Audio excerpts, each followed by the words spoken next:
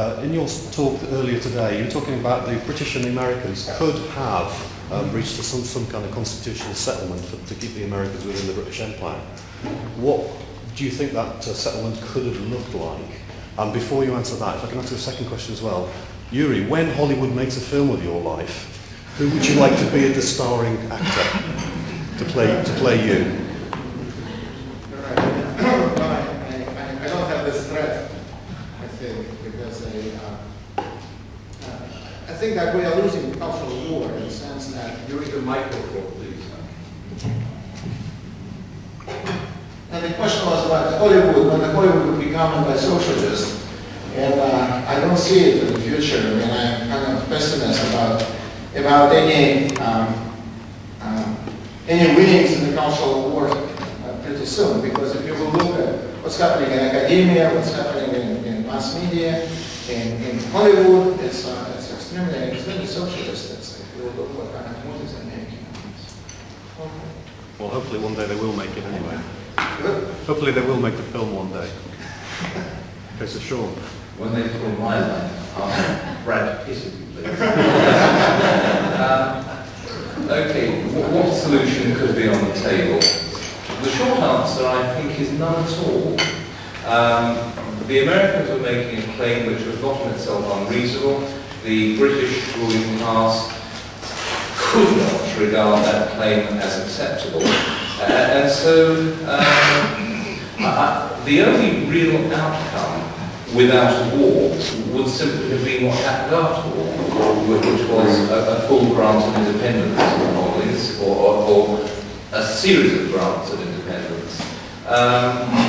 This is a problem that any constitutional state faces when it is also an empire, and when it is an empire of settlement rather than of conquest.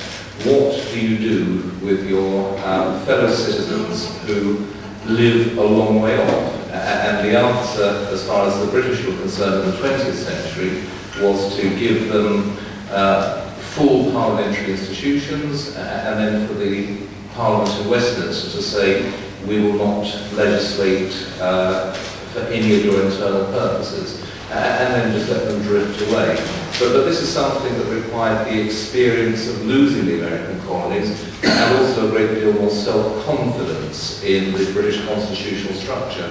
In the 18th century, there was no precedent for this, and so maybe if the American colonists had been a little more sensible, maybe if the government in London had been more sensible, independence could have come about gradually by negotiation. But I can't really, given the facts on the ground, see any alternative but a bloody and long war between Britain and the colonists. Thank you. Okay, I have a question myself for Paul. I was thinking during your speech, why is it that the left is always winning? What makes them so strong? And you were saying that you think the West, or the left will continue winning in the West until it is depopulated and repopulated by different people who are resistant. Now, why would these other people be resistant? And I think it's because,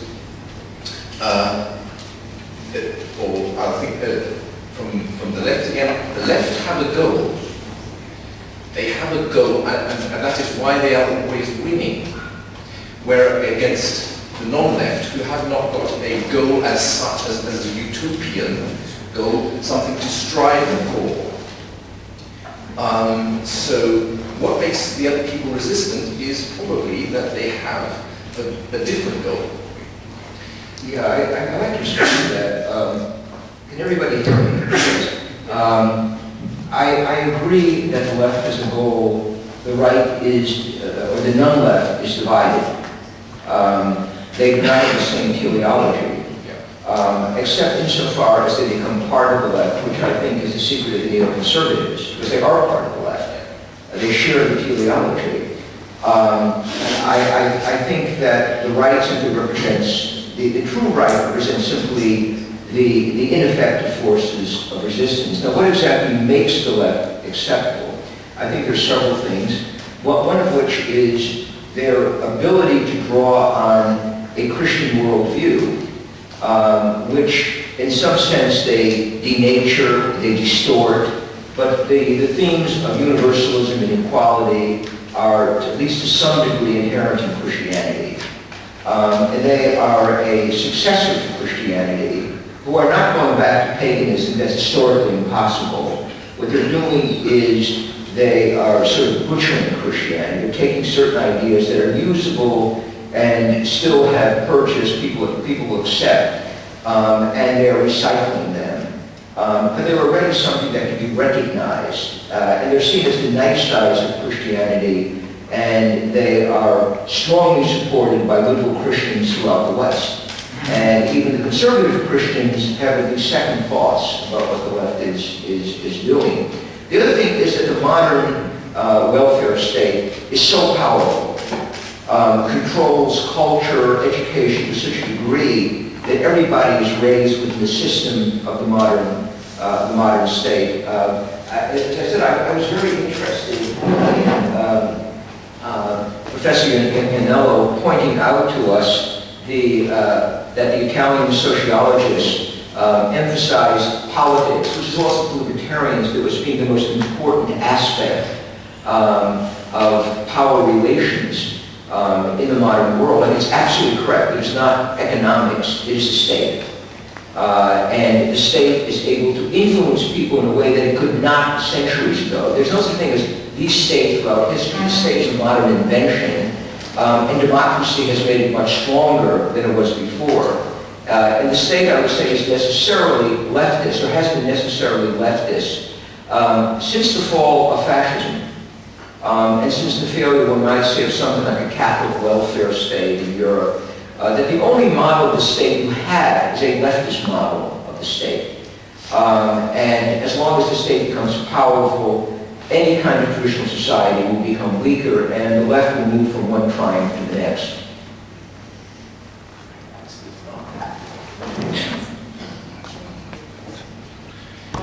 For about a quarter century now, we had a Supreme Court which would have 4 predictable votes on one side of many domestic issues, 4 predictable votes on the other side, and 1 kind of swing vote, kind of wishy-washy vote. And this was true back in the days of Sandra Day O'Connor, and it's true today with Anthony Kennedy being the swing vote. And the issues might be, can we have eminent domain for a taking that's for private use? We could have,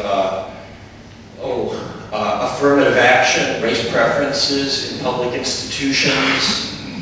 It always ends up 5-4, whether it be the current court or the court 15 years ago. We can imagine cases coming up in which the vote would be the same way. Like, we could have a vote on birthright citizenship, maybe in the next 5 years.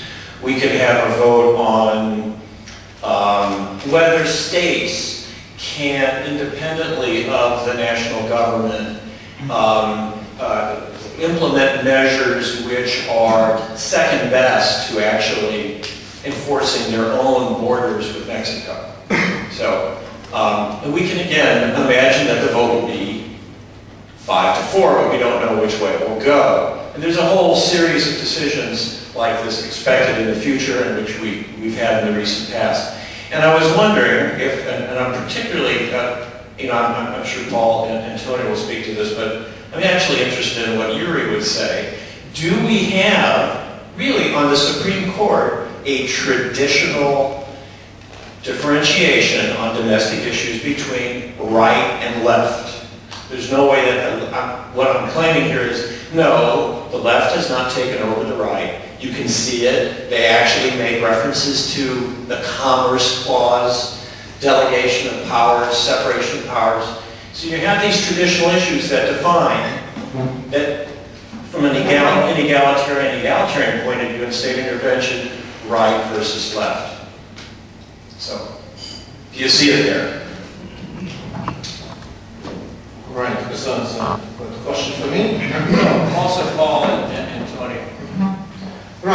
Supreme Court is a mixed bag, as you know. It's really unpredictable. What they do. They did some good job, I think, during the last 2 years. Some of them, it's just difficult to say. I mean, if Kennedy would be gone and then we'll have another Obama judge, then I'm thinking that that's what they would do. Then they would nationalize everything through eminent domain, and that's another threat. It's not part of a big government. So they have some. I was just recently at the University of Chicago listening to Judge Thomas, who unexpectedly turned out as being a very nice stand-up judge. He was a kind of like a stand-up comedian, and the great sense of humor. I was pleasantly surprised. But yes, it's unpredictable. I think that the future is unpredictable, like the past is. I probably would say something that is gloomier, because I suppose that's my melancholy personality. But it seems to me that at some point you're going to get the 5 liberal judges, liberal in the American context, not in the European context. Obama probably will win re-election, given the stupidity and ineptitude of the Republican Party. And when he does, he'll be able to name at least one more judge. The media will applaud whatever he does. And by then, the state and the media will have managed to construct a new majority opinion on whatever they're going to have to vote on. So I do think that in the end, the liberals will probably, or the left will be able to take advantage of a majority on the Supreme Court. But you do concede there is the traditional left-right, and it's very clear which is which on the Supreme Court. Well, yes, I mean, I would say what you have is a party of resistance that does not want to go any further, right? Which is what the right is. It is simply an obstacle. It's a force of resistance to leftist agendas. And then you have those on the left who want more social engineering, who want more alternative lifestyles enforced by the state, of course, and believe less in freedom of property, or rights of property. And I think that side is probably going to gain ground in the next 4 years.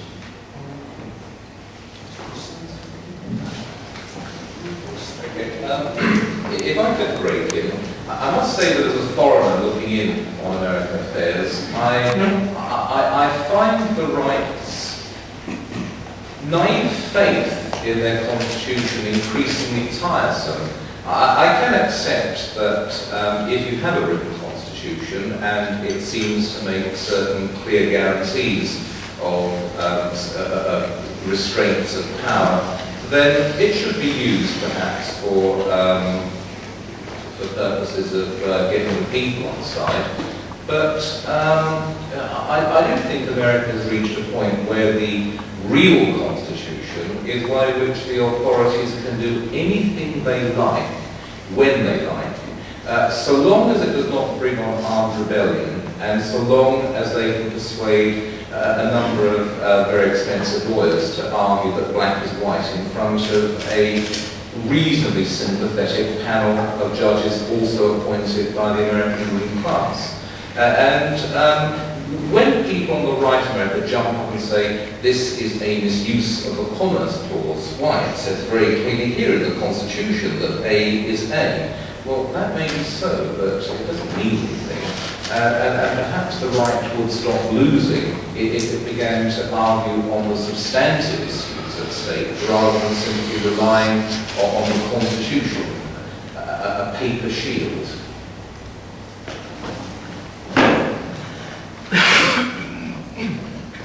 Another question for Sean. Your choice of words seemed to suggest that the American insurgents being reactionary as opposed to progressive should be considered a flaw. Now, I was reminded of Peter Drucker's interpretation of the American Revolution, which he does not see as a progressive revolt against tyranny, but as actually a conservative counter-revolution against the rationalism of enlightenment. So I'm wondering if you identify any actually reactionary sentiments among the American revolutionaries which may be considered praiseworthy as such. The American Revolution was in its own terms a preserving revolution, but there is no doubt of that.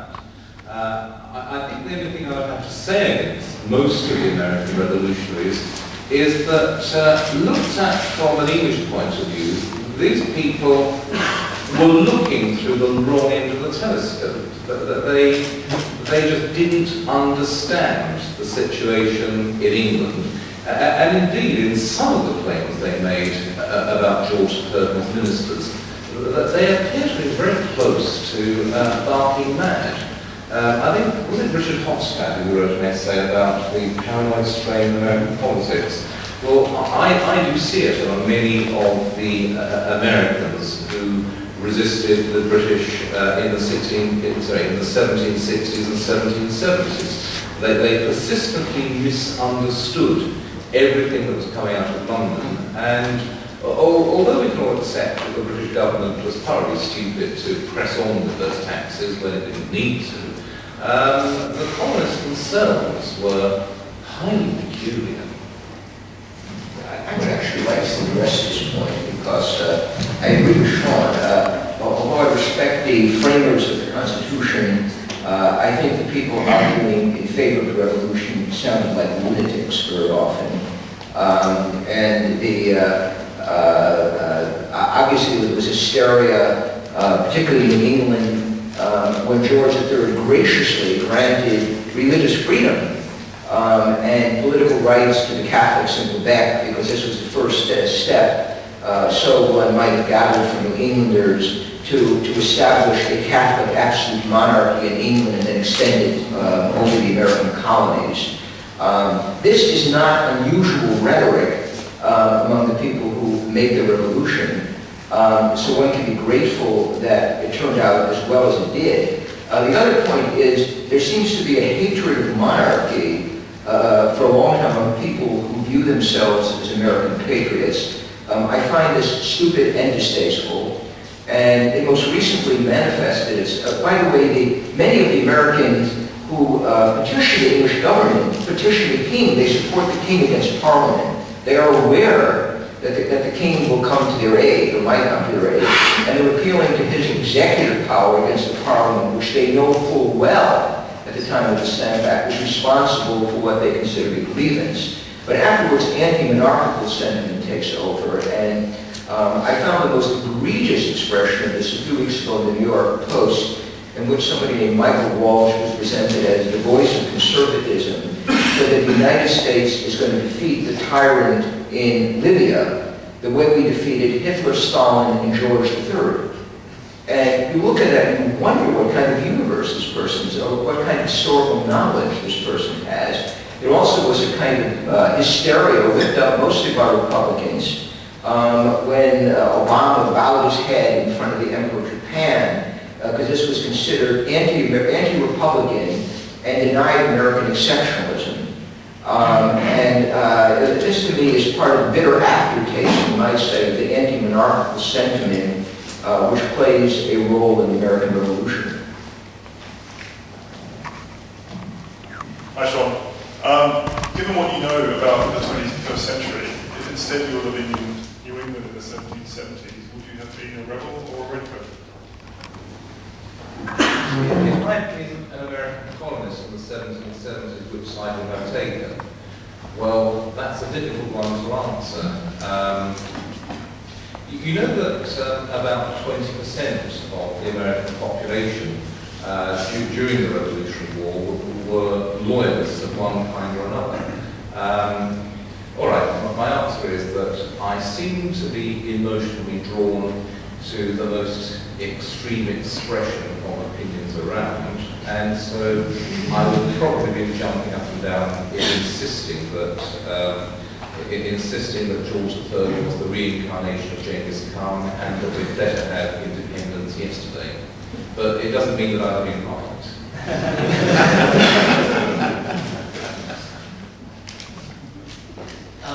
this question is addressed to anyone who wants to answer it, but particularly obviously to Paul. Paul, you gave a strong case for decadence and ineffectiveness of American conservatism.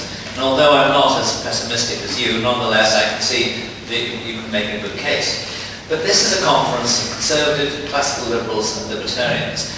And wouldn't you have to say at the moment that libertarianism is also undergoing a drift leftwards and ratifying many of the ideas of the liberal left? And I wonder, first of all, would you agree? Secondly, if you would, why is this happening? And thirdly, what can be done about it? I'm thinking particularly of questions like national sovereignty and immigration. I have to say, I fully agree with John on this point, as on others. I do think the libertarians in the United States are the hope of resistance to the left. I think what we've seen, perhaps for the last 30 years, is a conservative movement very much shaped by the neoconservatives who have been able to control religious right. Actually by feeding them Zionism, said we're going to fight for Israel and so forth. And occasionally sort of holding out the idea that they're going to stop abortion or something. They've been very ineffective, the Republicans, and this has been mostly an electoral kind of gimmick. Nonetheless, the libertarians are serious. And the neoconservatives ran all over the religious right. I was on, not the religious right, the traditional conservative right. I was on that. We were destroyed. We were marginalized, wrecked. They cannot do this with the libertarians, who seem to have a kind of sustained power and are gaining ground. And I suspect the people who allow Ron Paul and Rand Paul and others onto Fox News are grinding their teeth when they do this, because they don't like them any better than the paleo-conservatives who the neoconservatives destroyed years ago. But they cannot do this to libertarians. And part of the appeal, I'm writing an essay on American conservative for this, so I've been thinking this over, but part of the appeal of the libertarians is they don't have to address social issues, which have a divisive effect, and which Republicans are really just exploit. They really don't do very much with them. What libertarians can focus on are things like bad monetary policy, overreach by the federal bureaucracy, the need for decentralization of power, and a critique of what's basically neoconservative foreign policy. So, and they've been very effective, and I think that if there's any hope for the American right or to resist the left, and I will agree with John, it will have to come from the libertarian side.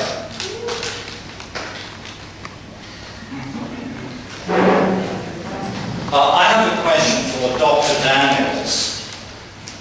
Doctor, I have this shooting pain going up my arm. I'm sorry. No.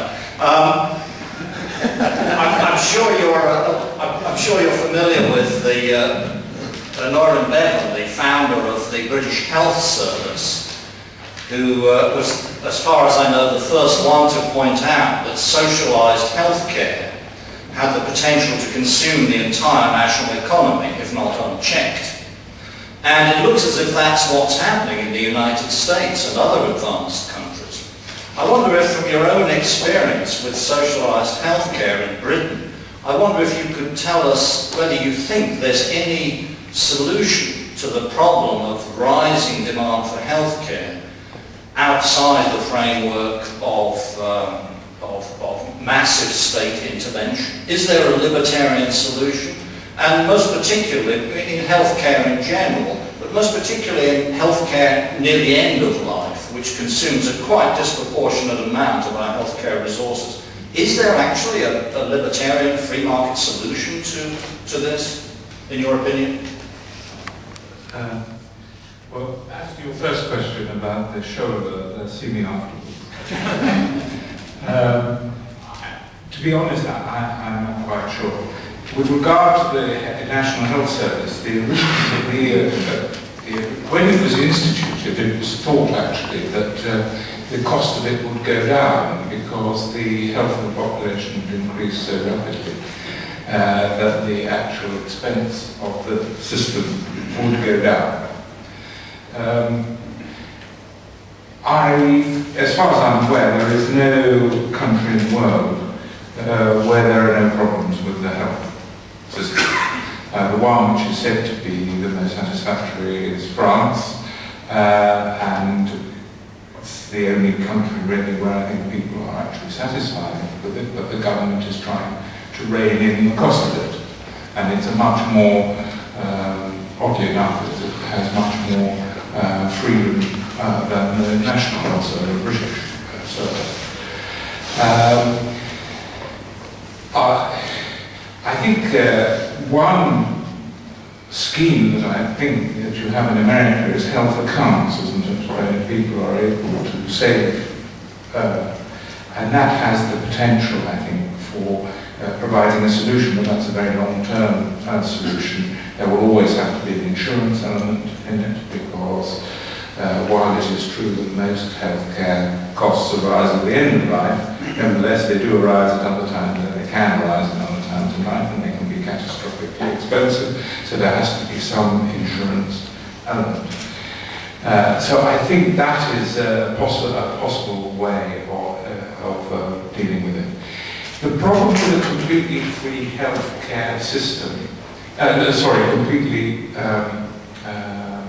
free market system is that I think we actually do live in a world in which the first time somebody is refused health care on the grounds that he hasn't saved any money, that he hasn't paid what he should have, he hasn't put anything aside, and so on, there's going to be an outcry. In Britain we are highly sentimental, so the moment we try to reform any part of the health service or any part of the social security system, hard cases are immediately put up before the public, and everyone retires horrified and then does nothing.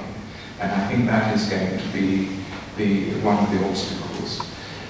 Financially, I think the only thing is actually more saving, probably. And then people paying as and when. But I don't see it happening, I don't see it really happening anywhere in the world, frankly. If I may add a little bit, it was a wonderful article by Hans-Hermann Hoppe about healthcare in 1993 in the free market. He put, I think, 4 points what should be done in healthcare. And it's, the program is so good that I borrowed it for my article for American Journal of Physicians and Surgeons. And that's an interesting group, and I think all of us as libertarians and conservatives should look into them. It's a wonderful libertarian group of physicians and surgeons in the United States, existing since 1943. Lou Rockwell was managing editor of the magazine for a while. And they have a wonderful program of what should be done in U.S. medicine. They have Plan A and Plan B. Plan A is way more radical, and Plan B is mostly privatization. That's it, getting government out, because that's the source of all problems, as in every other way. And people in the United States are not denied health care, and they do a lot of work. It's very, very interesting that today is I think it's not only about healthcare, it's about the role of government. That's the government wants to take over the most important field in human life and control us through that. Okay, Fred. My question first is for Paul and Yuri, but then I'm very interested in what Roman you would have to say about this. And if we think of the road to serfdom progressively leading to violence, as you said, do you see in the future in the United States that at some time some state or some community will say no more to the federal government, or some opposition will arise and violence might erupt? And the second part of the question is, what do you think the army would do if it's called back to suppress the internal population? All right, it's a very good question. The road to serfdom, the book is, I was on Glenn Becker discussing this book, and I would say we decided with Tom not to criticize the book because but the book is pretty flawed if you look at it, right? It has a lot of yes, it's a lot of compromises, a lot of big government propaganda even, I would say. But in the United States, I happened to be several times at the conferences on secession. I think that's called Abbeville Institute in Charleston, South Carolina. They have wonderful, and it is amazing that it's both left and right. For example, they would have all Confederates there. They would have people who represent something called SPR, which is Second Republic of Vermont, which are very left-wing, and so people are thinking that this secession would not. I think that it was kind of like a little bit of setback for this whole discussion because of elections of last year, the Tea Party movement, because Tea Party is trying to get the whole country back, so people are not kind of trying to. I'm speaking for a lot of Tea Parties because it's very amorphous thing. It's different, not libertarian, nor it's conservative. It's a lot of people who are concerned with from all points of view. And I think that we should, as libertarians, we should address them because they are desperately looking for solutions. And I think this is very, very important for us. So I see that it is, while others are also trying to seize that movement. There's plenty of fights over its future. Yeah, I perhaps, having expressed some exhilaration in response to John's question, I should point out that at the end of the day, I don't think the libertarians will prevail. Certainly not within the two-party system that we have in the United States. The neoconservatives and the Republicans, there's a kind of functional compatibility. The Republican Party is a big government party, which claims to get government off your back, but by now that's an empty, it's an utterly empty phrase, but they win votes by saying that anyhow. They have run a very large patronage system like the other party. And any concrete ideas for abolishing departments of government, for doing anything that would push us towards decentralization, they will doggedly resist. And of course the Democratic Party will resist even more. So that I'm not quite as optimistic as Yuri. I think that the secessionists represent a kind of intellectual fringe right now.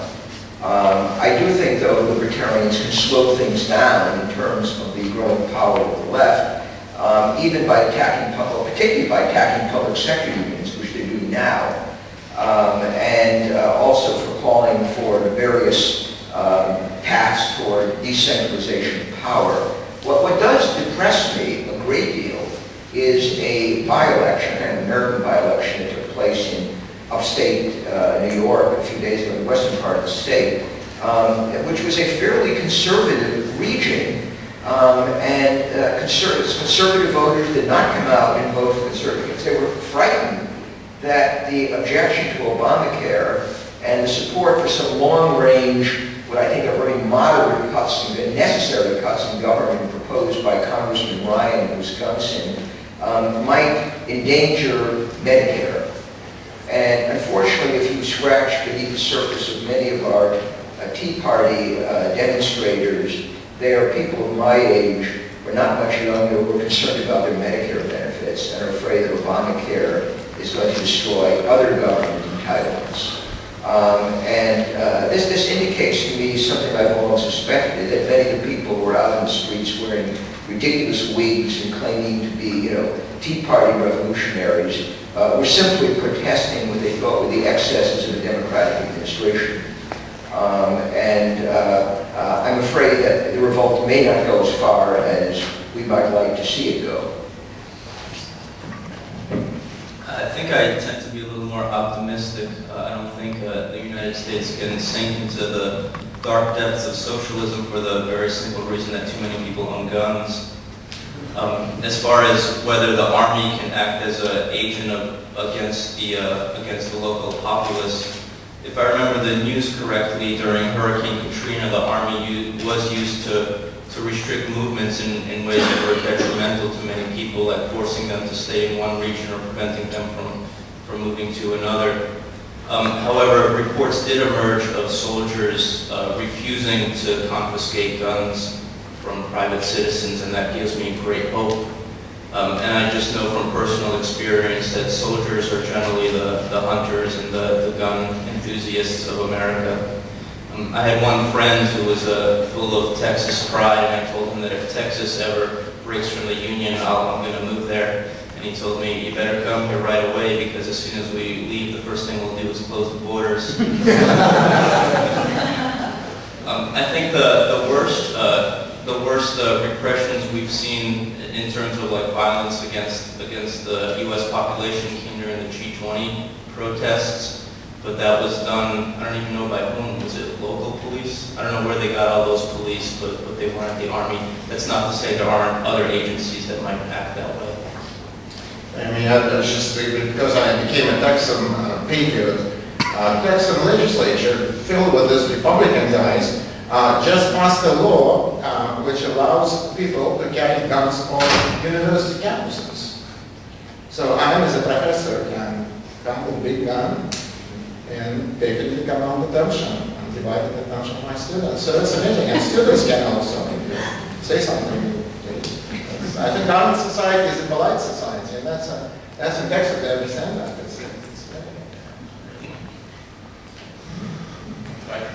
Could just say, I think the possibilities for violence in Europe are very, very considerable, probably much greater than in the United States, because we can already see in Greece and so on a kind of constant low-level violence, and it's hardly begun yet. So, and as we know, in France is quite capable of erupting into violence.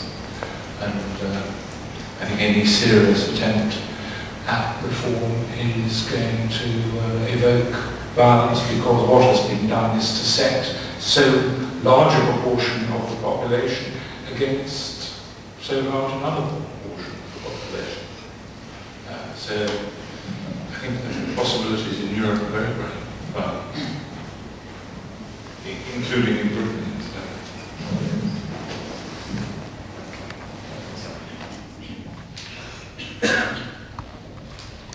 This is a question for Roman. First of all, thank you for a beautiful and inspiring talk. My question is,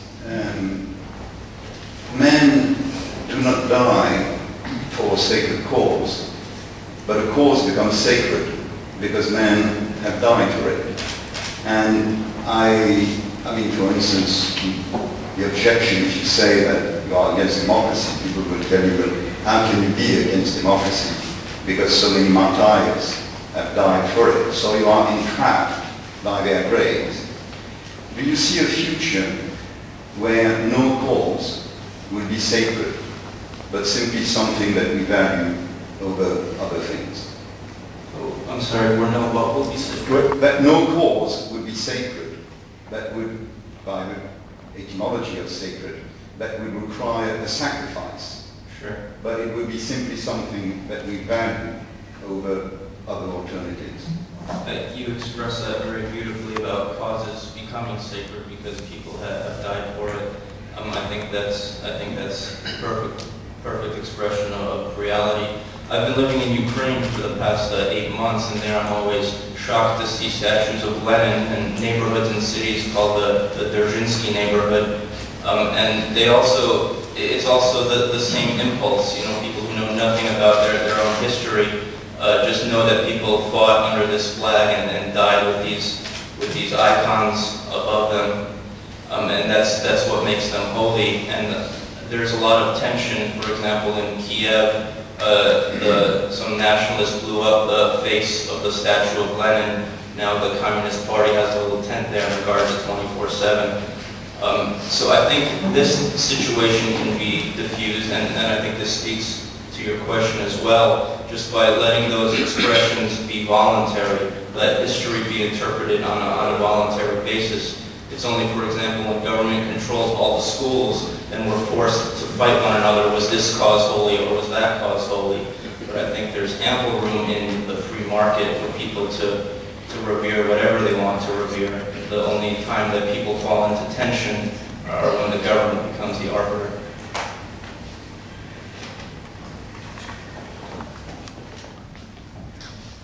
Roman, I have a question. Professor Hoppe What is your personal experience? What is the best way to fight an army? What is your experience? Gosh, the best way to fight an army, that's a difficult problem. There's a lot written about guerrilla warfare, and I feel a little unprepared for the question because the volume of literature on this subject is vast, but there are many historic examples of partisans being more effective than regular armies. There's one historian, I forget his name, but his whole thesis is that the South lost the War of Secession because they insisted on fighting as mass armies, whereas it was on their own turf and they had all the advantages that guerrillas usually enjoy. So I do think that's the approach, but it's hard to imagine also, and the last essay in the book, Myth of National Security by Guido Holtzman makes this point very well. It's hard to imagine a libertarian society. It's hard to imagine a government being able to rationalize the invasion of a libertarian area, at least a foreign government. It's more easy to imagine like the ones you're trying to secede from will invade you, but a foreign invader would really have little reason to go into a libertarian area, although maybe that's more of an American perspective than a European one. If I can break in, and I haven't fired a real gun for over 10 years, and that may not have been an entirely legal act, right? My understanding is that a guerrilla resistance only works when the invading army is unsure of its mission, or when there are divided counsels at home. I'm not sure that any of the insurrections, any of the guerrilla insurrections in occupied Europe during the Second World War were particularly successful. The Germans held down Yugoslavia and Greece without serious difficulty. I don't think the French resistance was more than an occasional nuisance. The Germans meant business, they had firm leadership at the top, and they were not greatly inconvenienced by these guerrilla uprisings. The reason why the Americans and British lost in Iraq is not necessarily because of suicidal teenagers blowing themselves up at checkpoints. I think it is that, plus the fact that so many people in their own countries were against the war in the first place, and I suspect, I wasn't there, but I suspect many of the soldiers in Iraq were also wondering, well, why are we here? What is the mission? What is the objective? And when you have that sort of uncertainty, then of course armed resistance by the civilian population can have a big effect. But if you have an invader who knows what he wants and means business, then I don't think there's much that you can do. There's a quote from Mao that says, if India had been a French colony, Gandhi never would have been an old man. And that's to support the basic argument. It's basically how willing is the backbone, how the people back home willing to slaughter people. And that determines the effectiveness of the guerrilla warfare.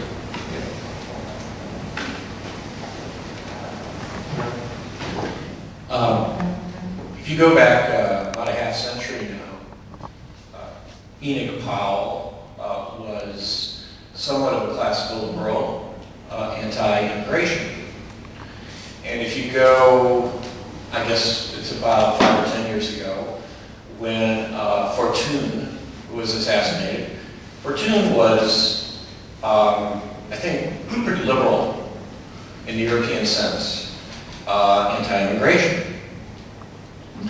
Now I understand that the National Front has, with the passing of the baton to the daughter of the leader, has become outright statist left.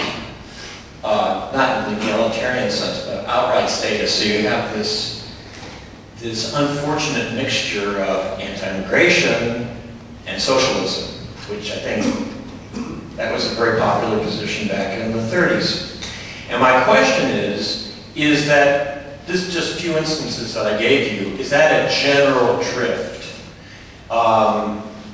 maybe Nicola has answers. Is there a general drift that the anti-immigration party said, that's an anti-immigration party, it's going to be actually within the political spectrum of this country more statist on other issues, regardless of whether you consider anti-immigration, pro-immigration, where you are on that. On other issues, is that party going to be more socialist or less socialist than the rest of the spectrum? My response is it depends on how hard they want working class votes.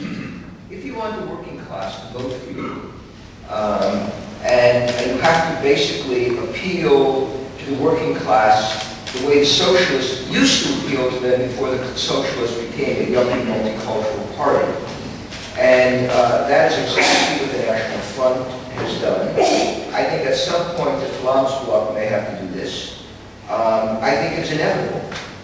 Sort of given the composition, the voting composition of these countries, and the impossibility in some cases of winning elections and becoming a power, becoming a majority power or the largest party within a plurality of parties, unless you do something like this. I always hear people saying, I would never vote for the National Democrats in Germany, or I would never vote for the National Front in England because they are socialist parties. They may not be very nice parties, but they're anti-immigration parties that oppose the left on many social issues, but which want a working class base.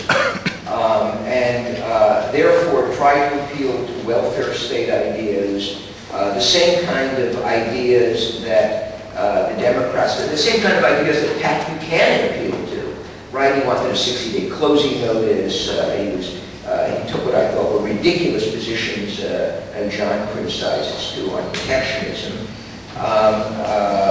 But this was done in order to make his candidacy fly among the working class. He was unsuccessful. But on the other hand, the Front National in France is successful. I mean, they might become the second party, you know, within the electoral system. And the only way that they can raise their numbers is by appealing to the disgruntled working class. Yeah, if I can say something about that, I agree with what Paul just said. In the Italian perspective, the party which opposes most to immigration is Lega Nord, which used to be a free market movement at the very beginning, and an anti-statist party, not only for the reason that they supported the secession of the northern region of the country, but for the fact that they were really free marketeers. Now the fact that the anti-immigration issues rose when they abandoned the free market attitude. So now they're a statist party and an anti-immigration party.